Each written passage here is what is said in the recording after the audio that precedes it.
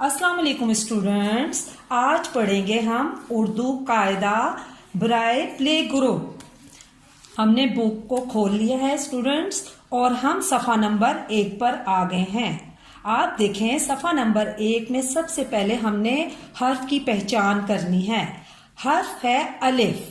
अलिफ आ अंडे। अलिफ आ अंडे। अंडे तो सब खाते होंगे और मैं भी बहुत शौक से खाती हूँ। आपको पसंद है अंडे? Very good. अलिफ आ अनार। अलिफ आ अनार। अनार हमारा बहुत मजेदार फल है।